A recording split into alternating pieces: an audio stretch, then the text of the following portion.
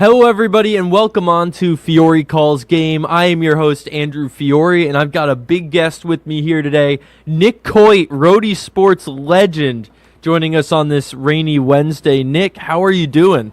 I'm good, Andrew. How are you? Good to see you, man. Great seeing you again, and we got to get into so much stuff with you, having covered Super Bowls, Stanley Cups with hockey starting today, the World Series, all sorts of things, but I'll keep it most recent. You were at the Governor's Cup last week on the sideline on ESPN, and how did that go? It was great. It was fun. It's always such a great game. No matter where the programs are at, these two teams, they play for pride. They play for that trophy, and it always seems to surprise you in some ways too. And obviously the way it started, the way it played out. And then Brown earning the victory. It was a fun night, and it always is. I just love seeing the players and the coaches and how much it really means to them too, because that's what it's for. It's for pride, and it's for bringing that trophy back, to their program for the next year, and the Bears are able to do that.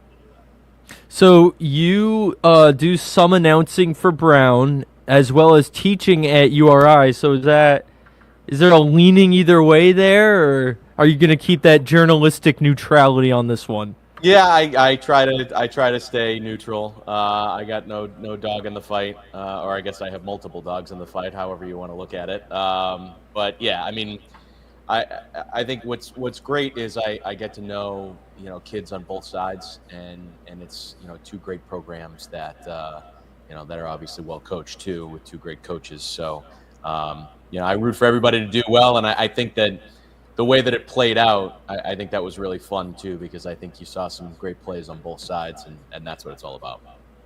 Well, I'm not going to say that the first year I haven't been in about 5 years was the first time Rhody didn't win in that span, not being a coincidence, but we're going to leave that up to the viewer's imagination. But yeah, getting to your time at Rhody teaching, how important is it for you to inspire this next generation of broadcasters?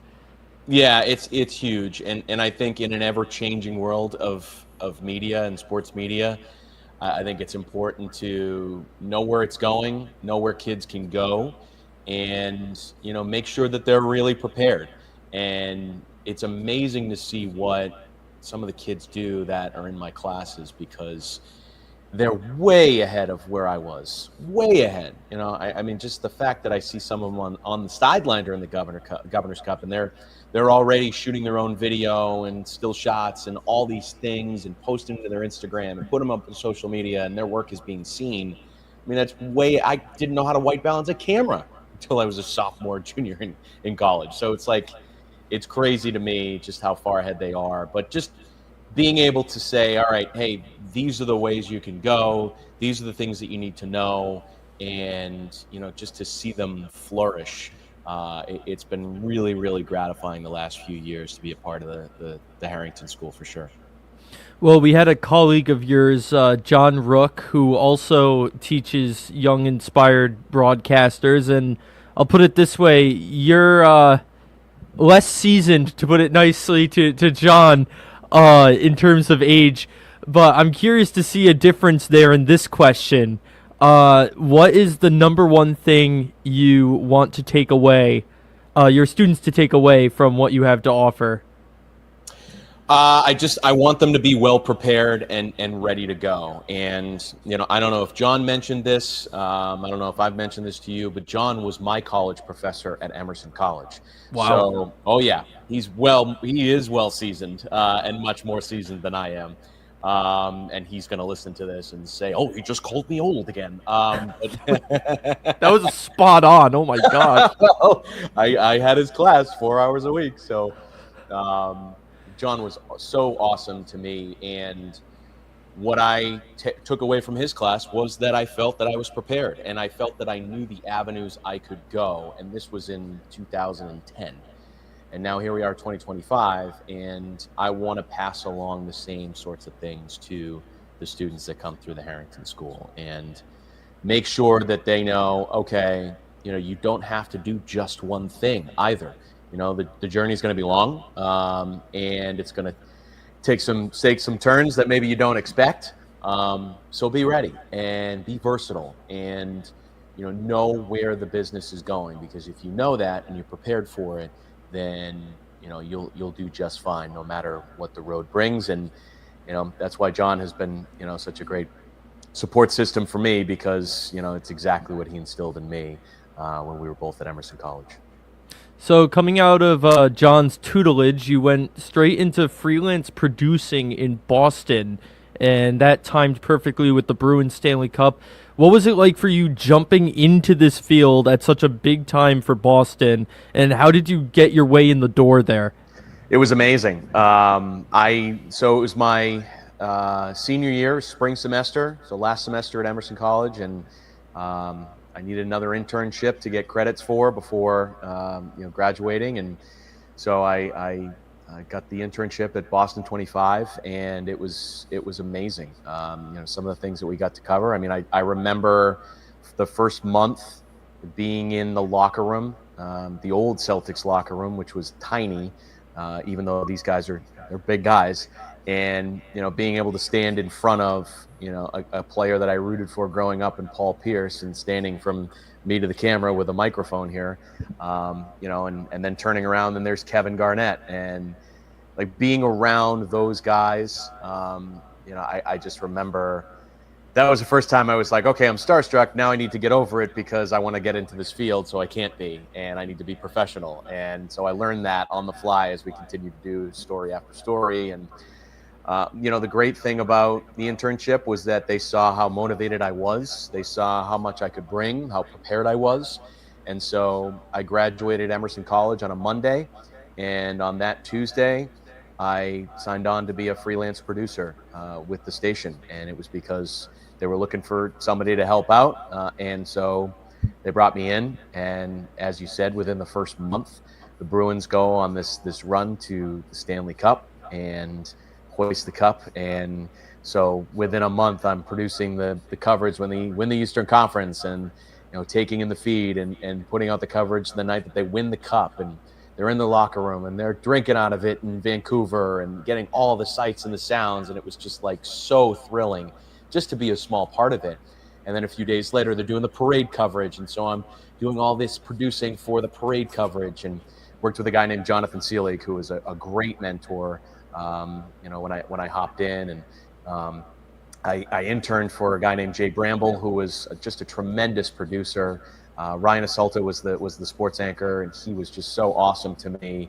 And Walt McGraw, I can't not mention him, because Walt is a legend in the business, a sports photographer there, and still going, which is just awesome. And Jeff Robinson was there too, and he was so good to me. So like, I learned from all these great people right away in the sports department that knew what they were doing. They were very experienced and just showed me the ropes. And in the middle of a championship run, it couldn't get any better. So that experience was just so good for me. And but it was the key that I tell my kids too at URI.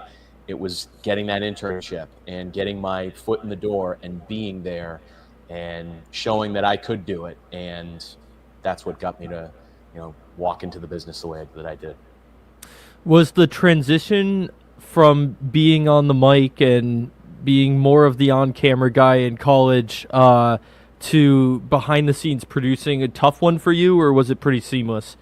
No, I think it was great, because I did some stuff on the mic in college, but this was exactly what I needed to learn how to do everything else besides be on camera and be the talent. And you get your experience in college, but I was kind of makeshift. I was calling games, and I was just kind of getting my reps, but I didn't really know what went into it, what it looked like, what the sausage was made, if you will, and being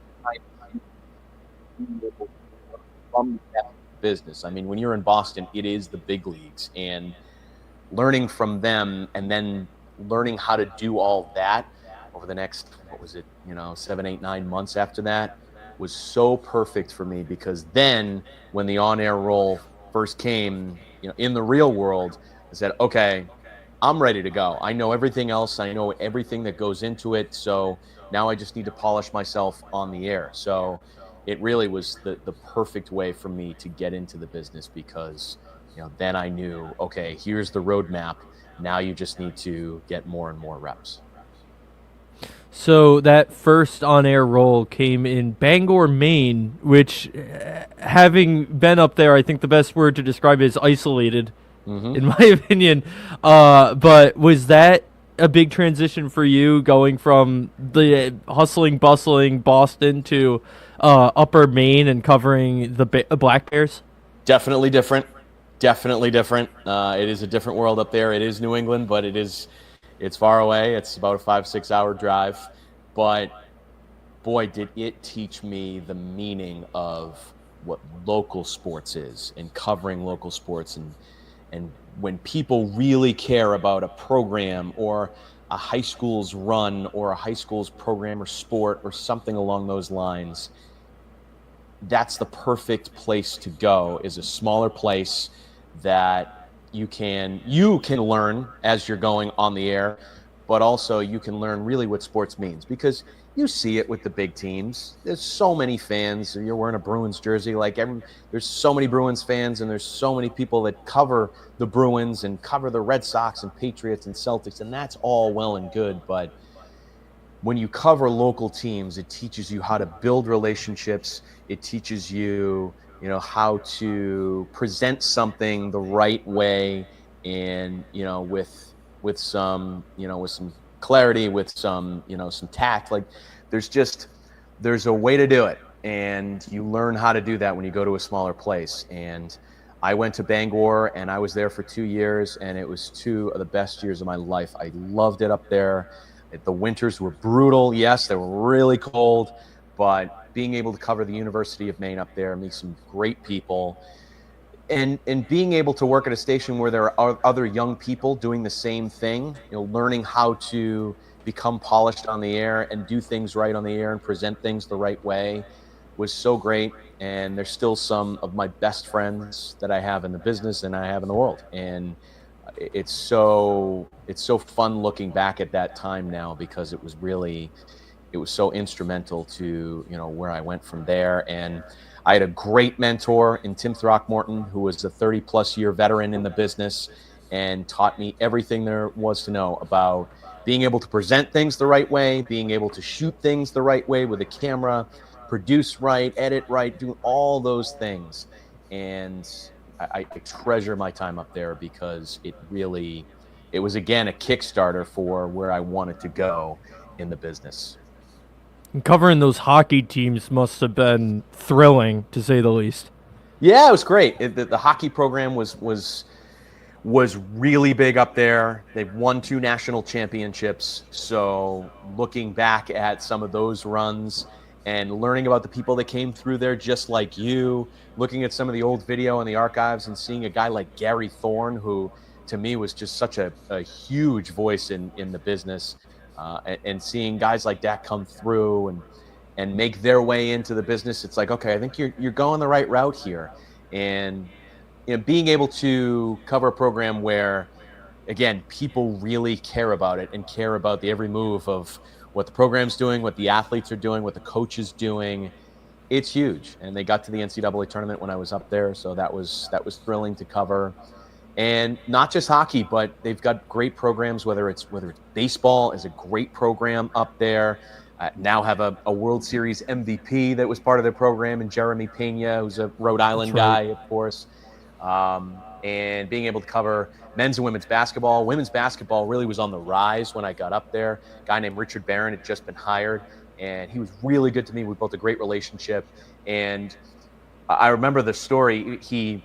He got hired, and he hadn't coached a game yet, but he got hired probably right before I got up there. And one of the first moves that he made was he wanted to get interest in the program again, and he called our station, and Tyson McHatton, who's one of the the bigwigs now in the athletic program up there, but he was the SID for that program, called and said, "Hey, I'd love for you to come by. Coach Barron's doing a lobster dinner on his front lawn for the boosters and people that are interested in the program." Which to me was a brilliant idea, because it's like, hey, this is a homey feel. Come to my home and have a lobster on my front lawn. And also, it's only something you see in Maine, because lobster is the best in Maine. The best. No second, nobody comes even close to them. It was really, really cool. And so I just remember that story, and being able to cover those programs. And there's so many great people up there that, again, it taught me to build relationships that I still have, and I still work with today. It also must have prepared you for CAA football down the road here in Rhode Island, getting a look at that Black Bears football team. And they won the CAA when I was up there just before I left, which was awesome. And Coach Cosgrove was great to me. And here's the thing about talking to people and building relationships with people. You never know where they're going to go or where the road's going to take them. And there was a guy, I believe he was coaching defensive backs when I was up there. His name was Joe Harasimiak. He's now the head coach of the program at UMass in his first year there. And It was just crazy. We did a story together when I was up there. It was kind of a fun, spoof story. But they were like, oh yeah, Coach H will do it, whatever. And I met him and I was like, oh, this guy's electric. Like, he's got some energy to him, whatever. And years later, there he is, coaching his own program here. And that's pretty cool. So yeah, they were great. A lot of guys that either sniffed the NFL or got to the NFL. It's a great program up there, and you're right. You are around that league, and you say, okay, there's some serious programs that are a part of the CAA here. This is pretty good FCS football. So it was a great experience to be able to cover that program for sure. Well, seeing where guys get to go is thrilling. I just want to update our viewers on something. A guest from 2 months ago, Connor Harris, who I knew from the Mystic Schooners of the NECBL, he came on and he was involved in Banana Ball with the visitors, and they're having their draft tomorrow where they're going to announce the cities and expand to new teams, and I'm pretty sure that means we're going to find out what team Connor's going to be on. So excellent. Gonna have to watch that for our guests. We've had a lot of people that have gone on to great things, and another guest that came to mind while listening to you is Tammy Reese with having the lobster cookouts on the front lawn, because I feel like that's something she would do. Absolutely. It's brilliant, right? That sort of stuff is brilliant, because how important it is to build interest and have people that truly unconditionally support your program. Like, they just are there, whatever you need. And I just remember how brilliant that was. And Coach Barron was a guy that he was at Baylor, and I believe he helped recruit Brittany Griner to Baylor when he was there. So that tells you that the guy knows how to recruit, and he knows how to drum up interest in the program. And they've been a great, consistently competitive and winning multiple championships in the America East for years. So I got that same sort of energy. You're right, with Tammy when she first came in, and she's continued. Just the energy that she has it's infectious. It always has been, and that's just the kind of person that she is. And as a player, I probably, if she comes in my home and says, I want you to play for my program, how can you say no, right? With somebody like that, it's amazing, the energy that she brings. So yeah, definitely, there's definitely a reminder, some similarities there. So, I mean, with the lobster, how can you turn down not paying $30 for lobster? I don't know if it's the same up there, but it's. I love that story so much. It was just like the perfect introduction to be like, okay, I'm definitely living in Maine. This is cool. This is homey. It was cool. So then you went to what became your longtime home at Channel 6, unless I'm forgetting a step in the middle there, but getting started at Channel 6 must have been incredible for you. It was great. And there was a time period in between where, I left the job in Maine, and I was just sort of in between jobs. I hadn't locked down the next step, and it just so happened that the job opened up, the weekend job at ABC6, and I pounced on it and jumped in February of 2014, and it was amazing. It was amazing to be able to go to a station that was so close to home. I ended up commuting for the job for the first few years from home. Home's Plymouth, Mass. So it was an hour drive, an hour there, hour back every day, but it was so worth it because I was getting to cover not only the local teams in Rhode Island, but the teams that I grew up watching and following, and the New England Patriots I knew were a big deal, and that was huge. But I remember the first month on the job, I started following college basketball, and I was a casual college basketball fan. I had obviously covered it in Maine, but this was a different level. You get into a Big East program right in the middle of Providence.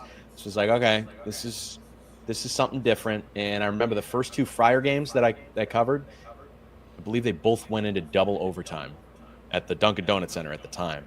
And I was like, this is what we get to cover now? This is the kind of program.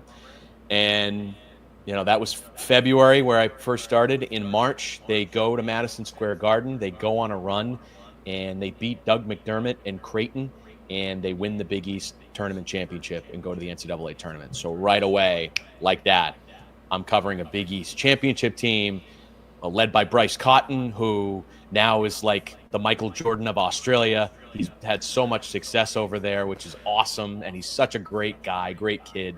He's not a kid anymore. He's a guy.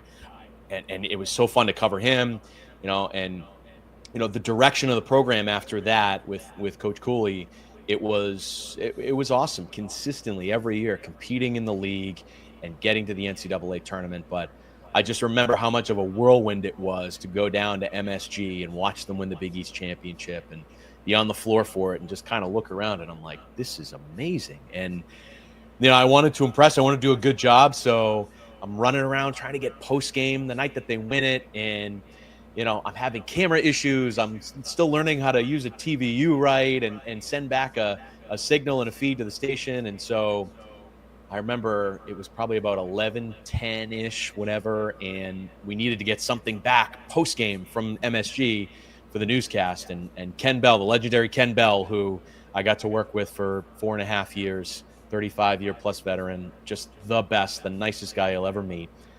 He was like, all right, yeah, let's try to get some post game back. He's anchoring that night. He's in studio and running around. I'm like, I can't get a feedback. And so Bryce Cotton walks off the podium from his post game press conference. And I was like, hey, can I grab you for an interview? And he's like, yeah, sure, no problem. So there's an old picture that I have and video. We're in the depths of MSG. There's like lockers, and it's like, you're literally like, there's not a pretty backdrop. But I was like, all right, Bryce, stand here.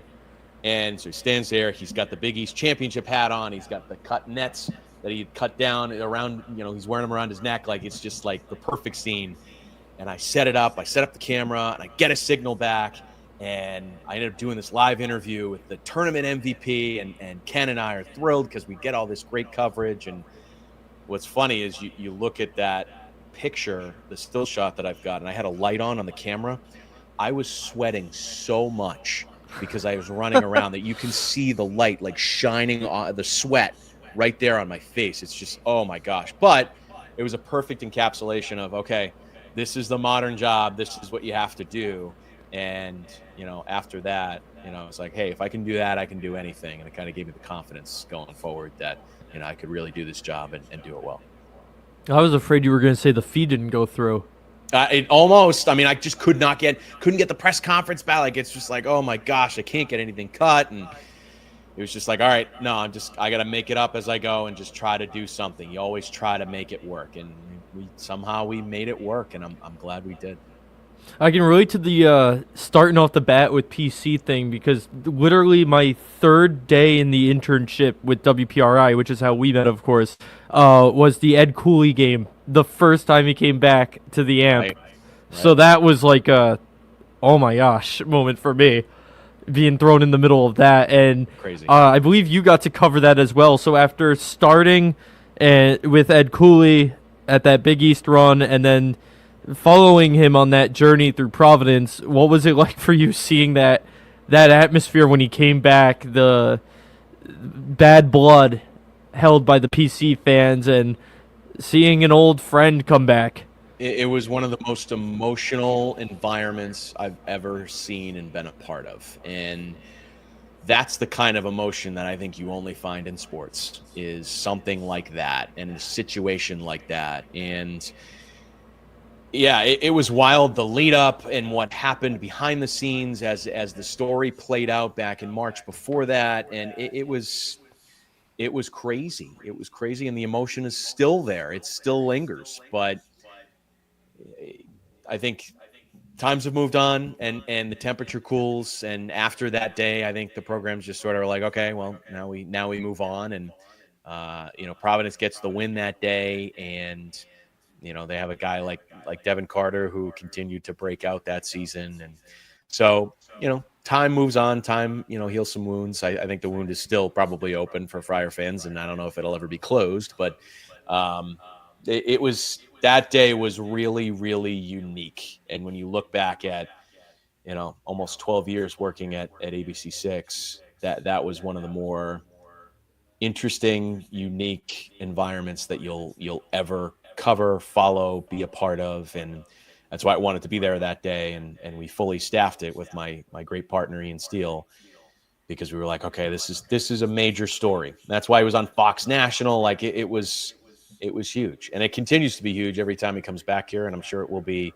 again. But nothing will be like that first time. Nothing will be like that first day, because it was nuts. I don't think I've ever gotten to the amp earlier than that for a noon game. Probably walking at 11 a.m., probably the earliest. That day, I think I was there 8:30, 9 o'clock. It was just crazy, because I knew it was going to be insane, and it was. But like I said, that's the only the kind of emotion that you get in sports, and a comeback like that, and somebody coming back to an old place. And I'm thinking of Tom Brady running onto the field at Gillette Stadium in a Tampa Bay Bucks uniform. And I remember how emotional that was for everybody, him coming back. And different emotion. Different emotion. Very different emotion. But emotional and crazy. It's things that you don't expect you'll ever see, too. That's what sports brings, is the unexpected. And that's the cool part of working in the industry.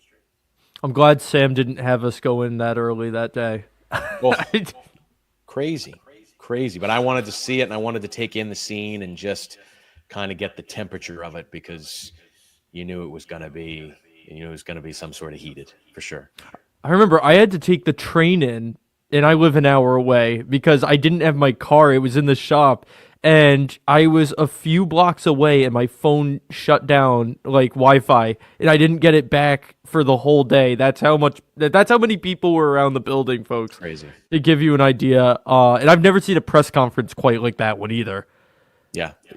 It was crazy. And the way that he sort of, threw some digs. But he also, put, threw some flowers too. And yeah. But that was, Ed Cooley was never bad in a press conference. He was always good. Always good, continues to be. Yeah, you're going to get some sort of sound bite or some message that he wants to get across. Like he's good about that. A lot of coaches are. But it was, that day it was very different. And obviously Friar fans are hanging on every word, good or bad, whatever it was that he was putting out there. Well, that Big East championship wasn't your only championship within your first year there. You got to cover the Patriots Super Bowl 49 championship, one of the best games ever, in my opinion. Were you down there in Glendale for that one? I was there. That was my first season covering the Pats, and I had a feeling in training camp that this was going to be a long run, a long season, because they just had a lot of talent they brought in. That was the off season where they brought in Darrell Revis and Brandon Browner to play in the secondary, and they still had some big names on offense, whether it's obviously Brady, but Gronkowski and Edelman and Amendola and Brandon LaFell, and like that offense was stacked. And the playoff run was amazing too. That memorable night against the Ravens and the double pass game, and that was a crazy game. And then winning the AFC title to get there, and knowing that they were going to be playing the Seahawks, who were trying to go back to back and had their own star power on both sides of the ball. That's the best football game I've ever covered and ever been to. The lead up was just fun because of the star power that was around it.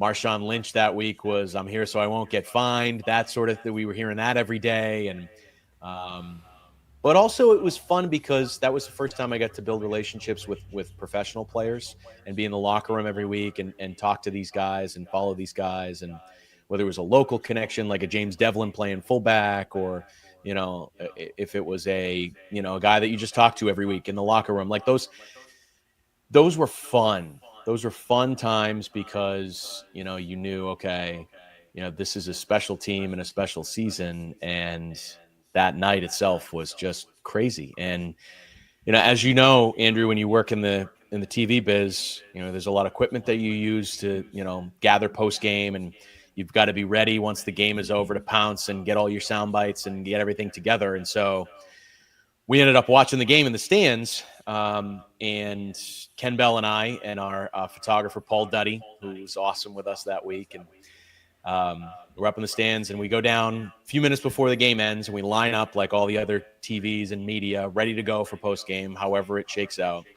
So you're below the stadium in Glendale, and you're watching on television how the game ends. And the TV is probably on about a 15 to 20 second delay. So we're watching the end of the game, and we hear the cheers in the stadium above us. And I think everybody standing there is thinking the Seahawks just handed the ball to Marshawn Lynch. He went over the goal line, and the Seahawks just took the lead. And then about 15 to 20 seconds later, Malcolm Butler happens. And the change of emotion in the room, I think all of us, when you're in media, you don't show too much emotion sometimes. I think everybody was like, that did not just happen.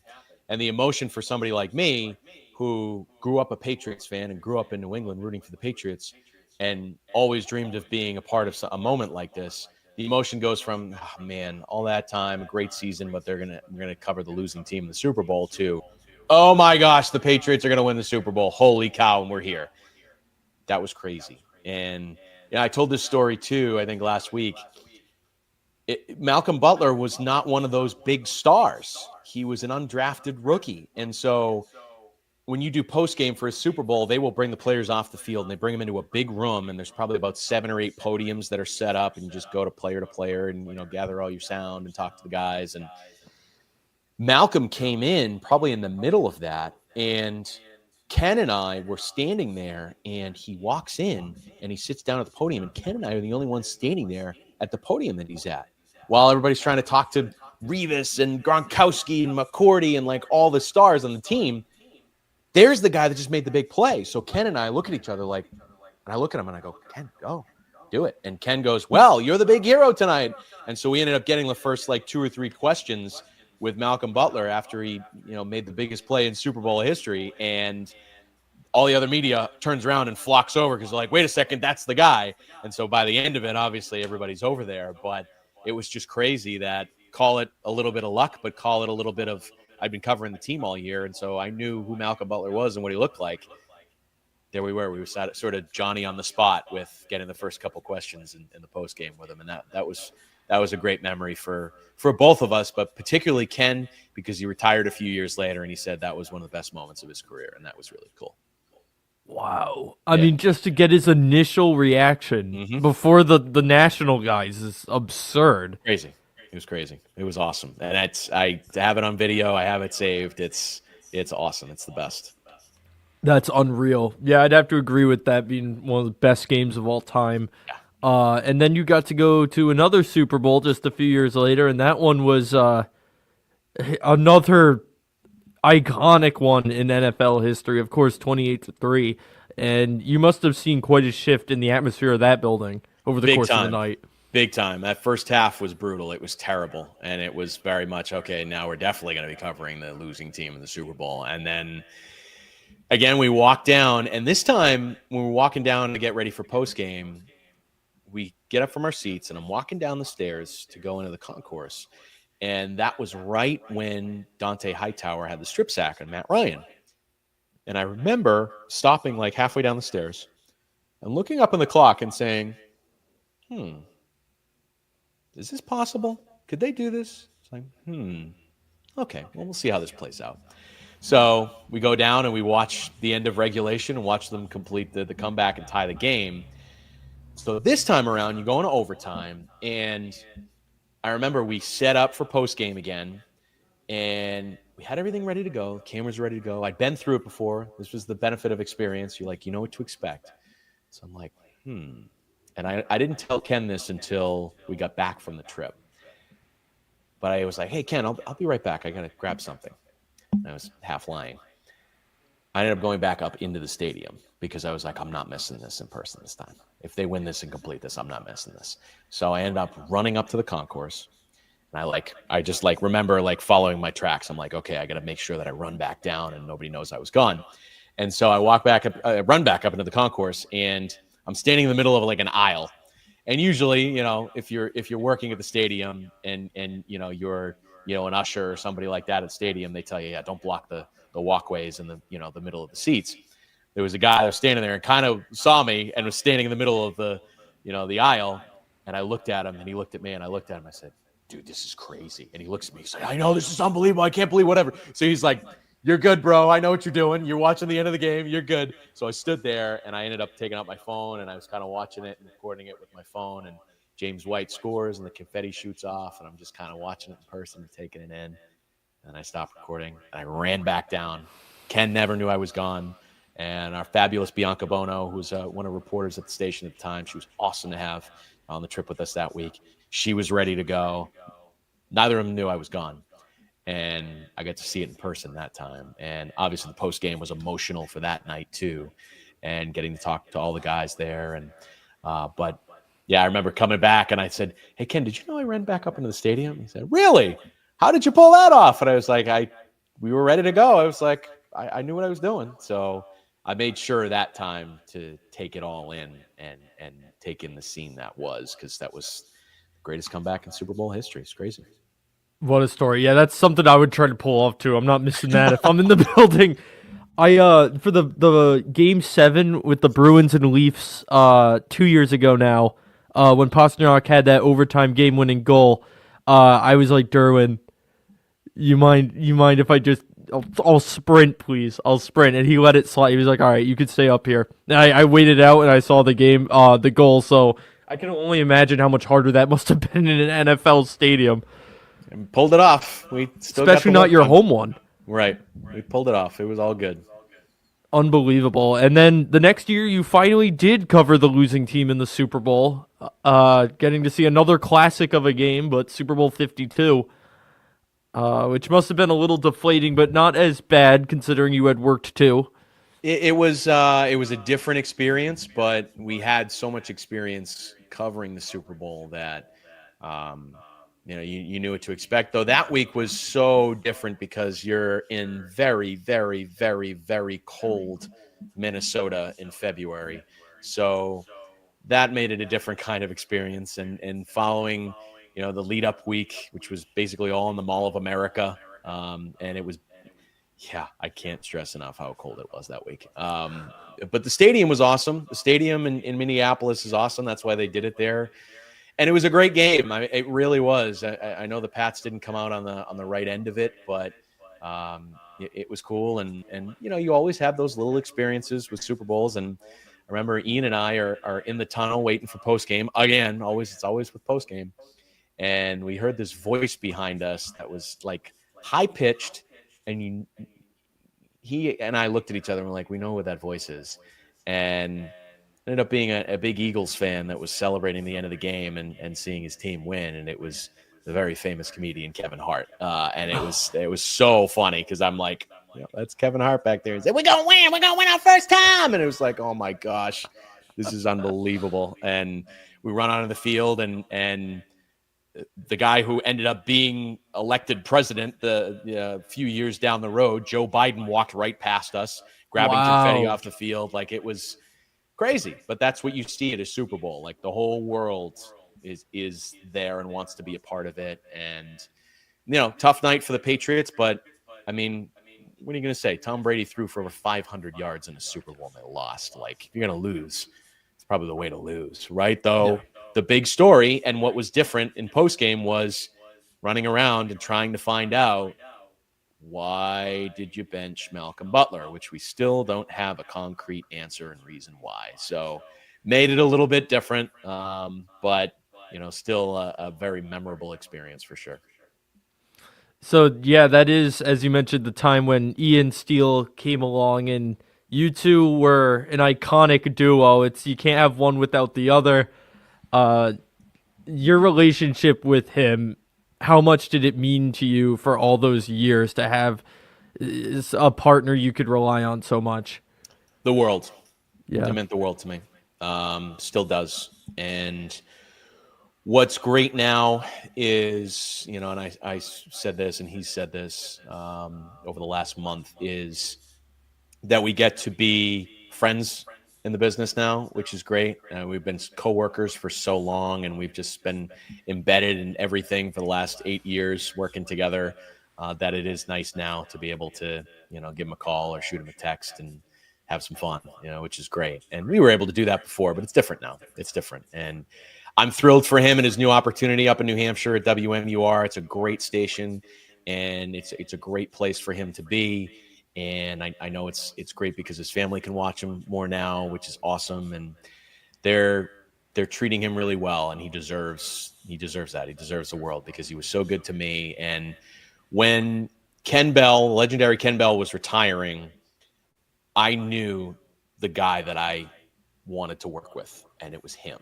And I had met Ian through connections in college. He was 3 years behind me at Emerson, and he had interned in Boston. So, we had built, a relationship, a small relationship, and going back with alumni events and whatnot. But I had seen the work that he had done in his small market, which was Corpus Christi, Texas. And I had seen how good he was at social media, which, now he's elite. And I was like, this is the kind of guy that I want to work with. I can tell he's a hustler. He works his tail off. And I just know that we can really move our coverage forward and our sports department forward if we're working together. And, it took some time over the summer, but it ended up happening. And I'm so grateful that it did, because he and I really did work well together. And with every working relationship, you settle in and you'll figure out each other's tendencies and what you do well and what your strengths are. And didn't take much time for us to be able to do that. And over the years, we got to cover Super Bowls and Stanley Cup finals and NBA finals and all these things together. And those are experiences that I'm going to treasure for the rest of my life, because he is and was the best partner in the business. And I couldn't have asked for a better partner for 8 years. And anytime one of you would be around, it'd be, oh, where's the other one? Yeah. It's even weird right now seeing you without him. Yeah, I know. Huh? It's weird. I know. Some people, they would like mistake us sometimes. Somebody would call me Ian or call him Nick. And it's like, I understand it happens. You see one of us, you see both of us, I guess. Yeah. Well, both of you got to take a ride on the Bruins 2019 Cup run, which was a magical run. Didn't end in the best way. It ended with a former Providence Bruin taking down the Bruins at TD Garden. That must have been a stunning atmosphere to watch a building deflate like that. Definitely. It was a different kind of experience. There was a lot of emotion in the building. That whole run and series was so memorable. And the news broke this week about Chara and his number being retired. And I think back to what happened with him in the Cup final and having to have his jaw wired shut. And that's the loudest you will ever hear TD Garden. Loudest I've ever heard it. Incredible, the response when they introduced him that night and he was on the ice. It is exactly what Bruins fans would hope for from a player, which is giving it their all and laying it all on the line. And that's exactly what he did that night. And we all thought the Bruins were coming back to win the Cup. After they go on the road in Game 6 and they win, we ended up going to St. Louis for Game 6. We thought, okay, let's see what happens here. That city was ready for a party, Andrew. They were ready to hoist the Cup that night, and the Bruins went in there and they won.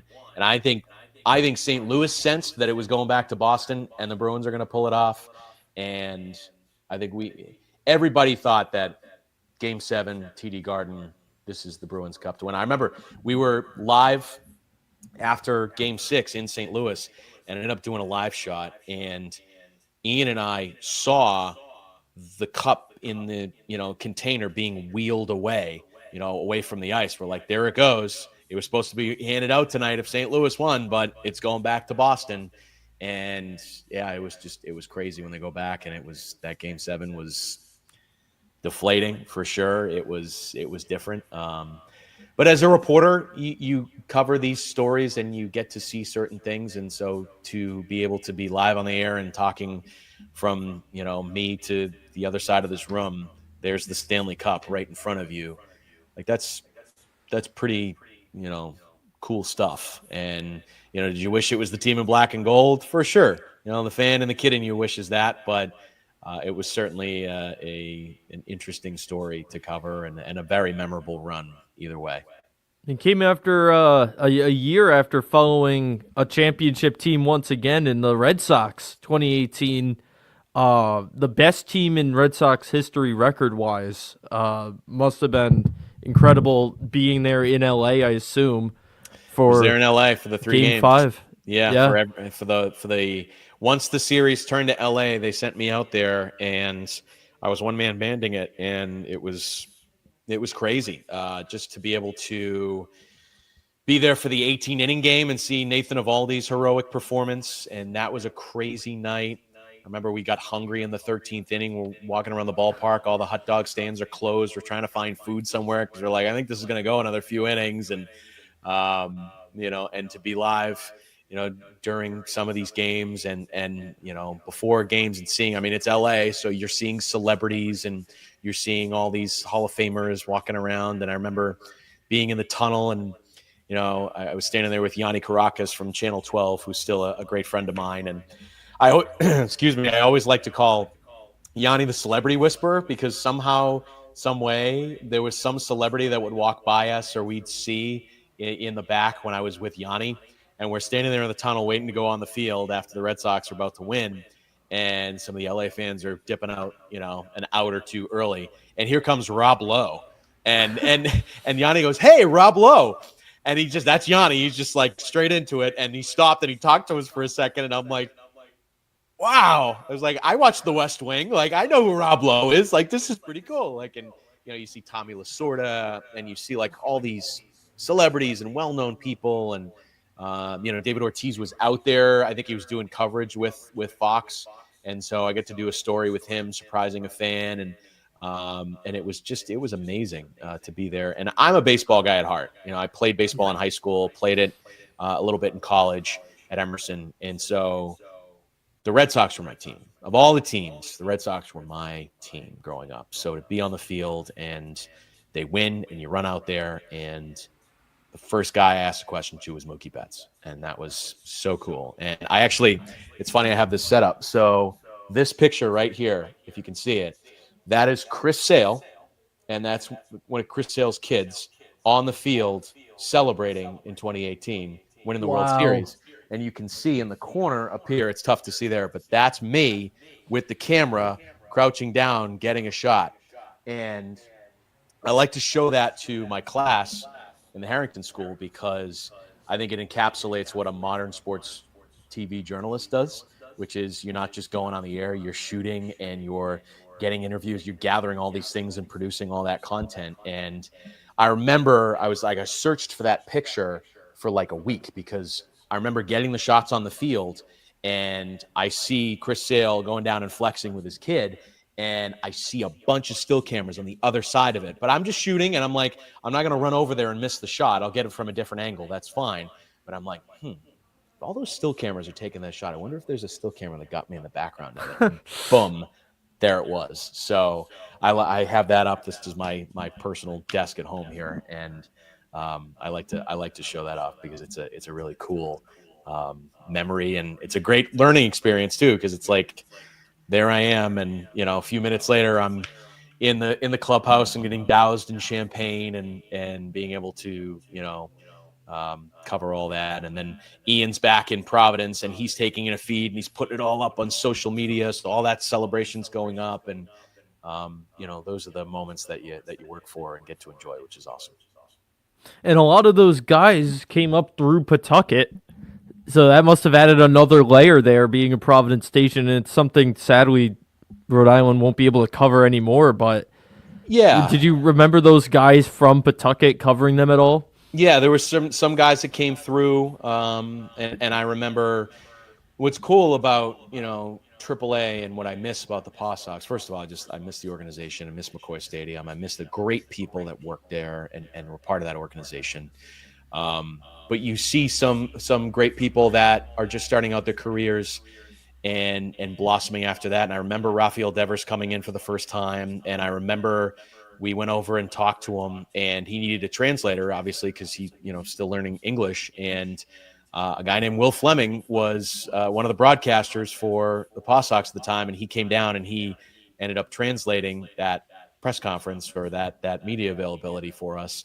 And now, obviously, Will is the voice of the Red Sox on WEEI, which is really cool. And he was working there at the time, and Mike Monaco was working there at the time. So a lot of great broadcasters come through there. And my guy Bill Wanless has an eye for talent there with the Paw Sox, with the Woo Sox. So I'm not surprised that those guys blossomed after that. But seeing the prospects come through like Devers, seeing guys come down and rehab. There was a great weekend where Dustin Pedroia comes through, and some of these guys. The David Price rehab was very memorable in a different way because he ran away from us in the clubhouse, didn't want to talk to us after the game because the rehab start didn't go as planned. And he was supposed to talk to us, ran out to his car, which looked like the Batmobile, and we followed him out to the parking lot. It was just crazy. But you remember all that.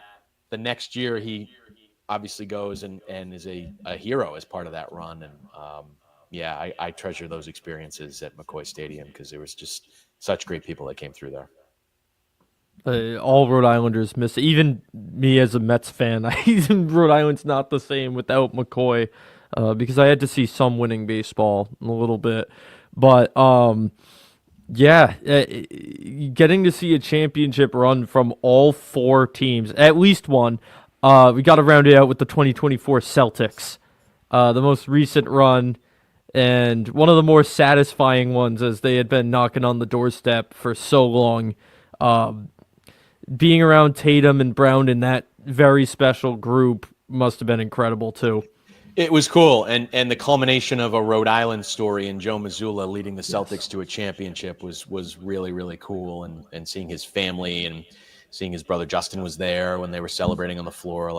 Justin was one of the first high school athletes that I covered when it came to Rhode Island. So, that was really cool. But yeah, the run it seemed so fast because they didn't get past the game 5 in that postseason. It was just crazy. Some of the other playoff runs with the Celtics seemed so much longer, and it was because they were getting 7-game series and battles, but they were a freight train in 2024. And what was awesome was to be able to go on the air and just do live coverage. And that's some of the stuff that I really love is doing live TV and just going with it. And when you're an ABC station and the NBA finals are on ABC, you have the benefit of, okay, once the national coverage is off the air, they're going to you.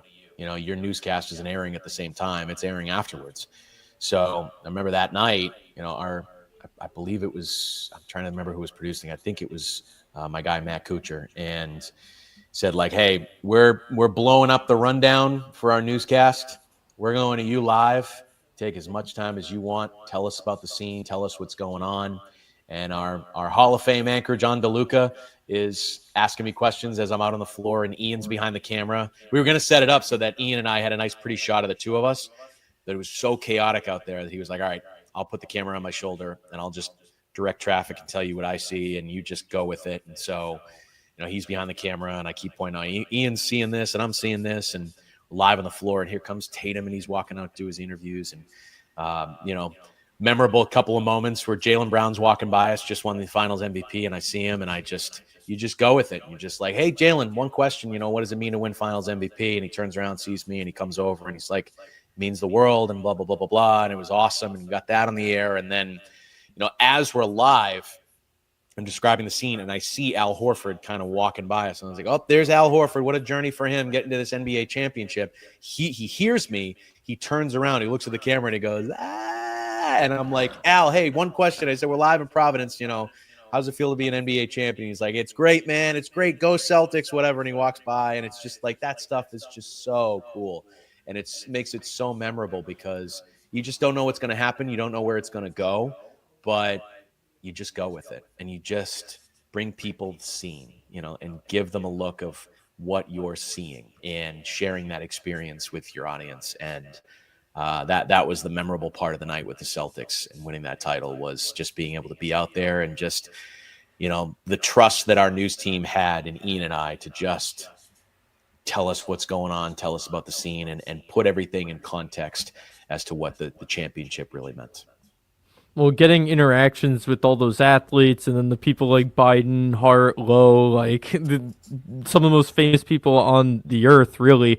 Who surprised you the most? Who is least like what people think they are like?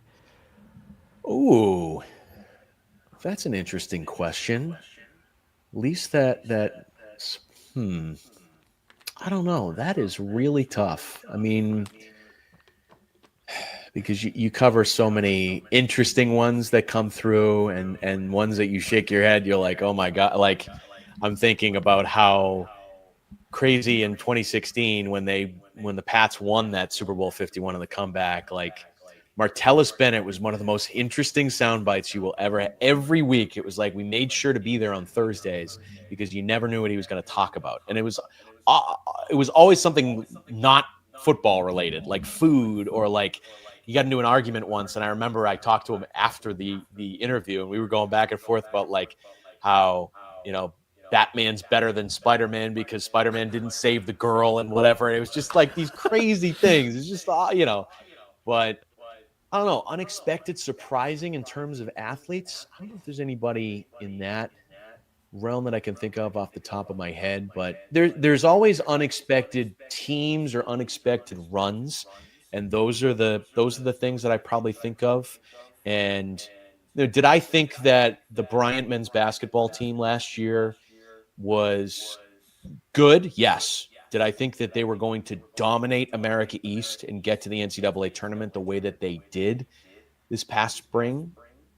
I don't know. I don't know if I could have predicted that, but they did. And it was so cool. What a great run. And what a great bunch of players and veteran guys. And we built a great relationship with the coaching staff and Coach Martelli Jr., who's a gem. And He's awesome.